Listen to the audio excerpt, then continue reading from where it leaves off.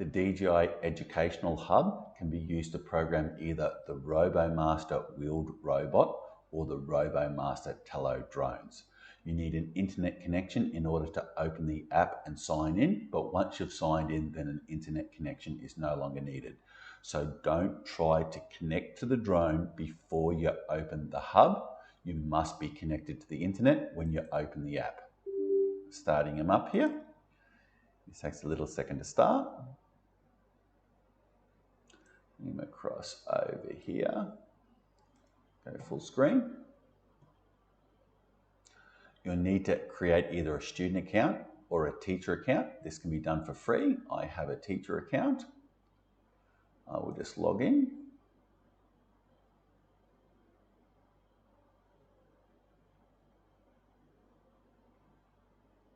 Now, because I have a free account, the class controls and the exams are locked. You need a paid subscription to unlock these two features, but the programming environment and the teacher's resources you can use for free.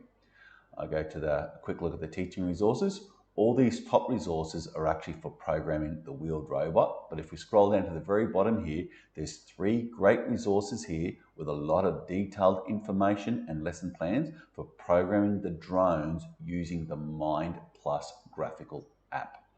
All right, let's go back to our programming environment. I'm going to create a new program. I want to create it for the drone, and I'm just going to name it video because I'm creating it for this video. Hit confirm. We come up here. So what I'm going to do now is I'm going to put my battery into the drone, start my drone up. You'll see I get all these different colored flashing lights as the drone goes through its startup checks. Once the drone is ready for connection, it will flash fast orange. There he goes like that, means he's ready. Let's open up my internet connections. Let's disconnect from the internet and connect to the drone. As soon as it connects to the drone, you'll see in the app, it pops up. I'm going to hit confirm connect. Now we get a fair bit of information here. I'll just put my drone down on the desk here. It will tell us the temperature of the main board.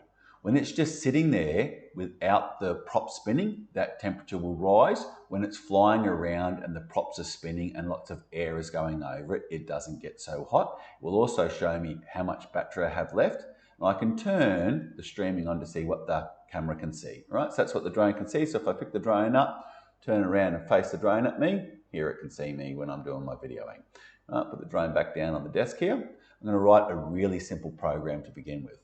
Simply, I'm going to just tell it to take off. I'm just going to tell it to fly to the right by 50 centimeters.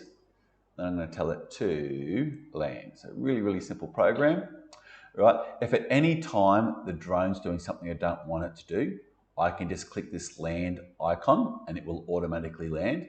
If there's some sort of emergency, you can click on this emergency stop button and that instantaneously stops the prop spinning. Of course, if the drone is in the air, the drone will then just drop to the ground. But say it's in someone's hair or something like that, you can just hit emergency stop and the props instantaneously stop.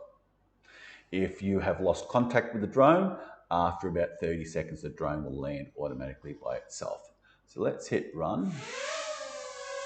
He takes off. Once he's happy that he's stable, he flies to the side by 50 centimeters, then goes and lands. Nice, simple little program and proof of concept.